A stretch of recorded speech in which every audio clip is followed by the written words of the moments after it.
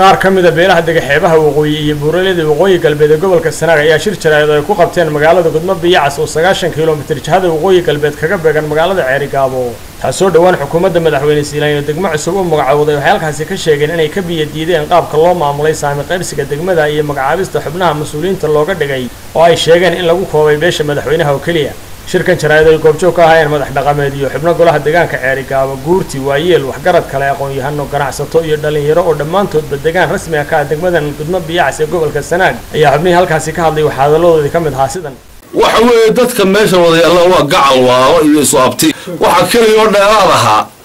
waxa weeye waa leeyahay 19 jeer la yidhi waxa kaloo wax aad loola yaabaa saddex xubnood oo haddii alla baydankeeda leeyahay sambuur xaafad ah in saddexdiiba la iska daba xaadiray waxa kaloo wax lala yaabaa dadkeennan iminka halkan fadhiya ee isku beesha ah deegaan ma wada hina in baa ka degaan halkan beeshii hadlaysayna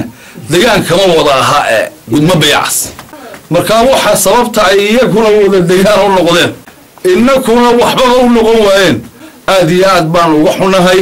dawlad maanta ninkii ugu weynaa ugu siyaasadda weynaa ugu halganka dheeraa madaxweyne ka yahay in ay waxyaalo noocaas soo baxaan oo garba ogi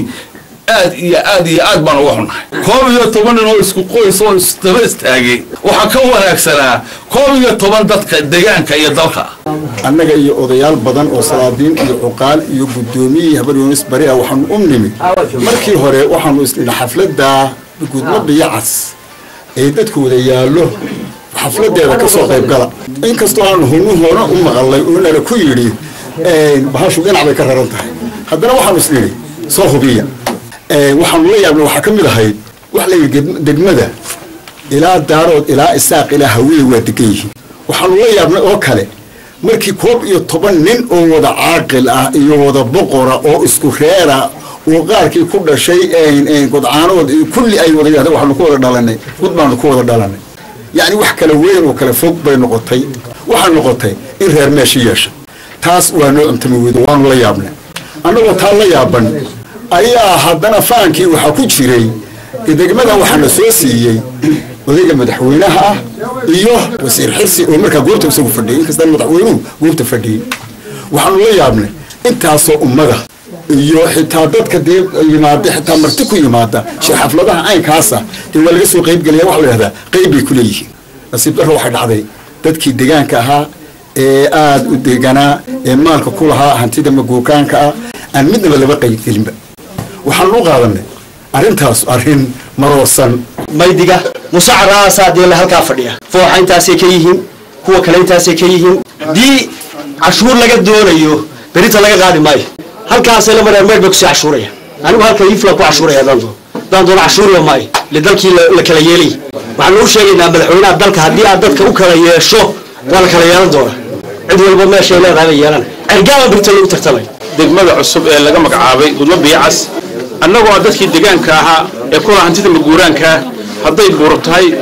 oo biyo tahay iyo hadday muxur tahay labadaba iyo beero iyo dhisme ay ahayd in lagu tixgeliyo si islaahana ayaa nagu diiday inaan halka ka hadalno oo aan munaasabada dowladda ka qaadano saddexdii xubnood meesha laga shaaciyay waxay noqdeen saddex nin oo isku reer ah arrinta halka ka dhacdayna waxay noqotay runtii arrintii dadka deegaanka kala qaybisay saddex nin oo isku reer meel laga magacaabo oo sirrada qaranka ay goobjoog ka yihiin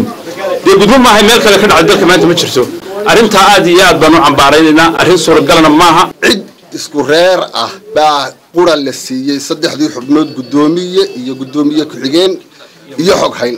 dadkii kale lama tirin taasi waa yaab waxay ku baaqayeen cashuur fara badan baanu soo saaraynaa cidii cashuurta ay ka qaadi lahaayeen ama beeriyaha ahaato ama dhul guryaha ahaato ama xoolaha ahaato waa la diiday taasina waa yaab ana shirkan jaraa'id ugu dambeyn ka hadlay gudoomiyaha beelaha habaryoonis bari Cabdinaasir Cali Jaamac saa guurtida iyo cuqaashi u sheegeen degmadan loo soo magacaabay Gudmo degmada la firay madaxweyne magacaabay isaa loo sheegay dhaqaale lahayd dadkii bay kala qaybisay guri waa 200 guri baa ku yaala isteetan bay beeshana lahayd bayada iyo fooxa marka isku daro 3 meelood bay dadkii nooca ahaa ee qaybta weyn ku lahaa waa laga tagay xubin kuma lihidin xildhibaankaas inay socdaan wuxuu keenay beerta lagu kala qaybo maanta laga qaybo tahay وانا عشور بحنين عشور بالجد دونية ولنا دقمة لجد دونية دقمة سيدا كان في دمك كذا وليش لكن حاليا هاي نقدر نرى هذا يدوك سيني ولا هذا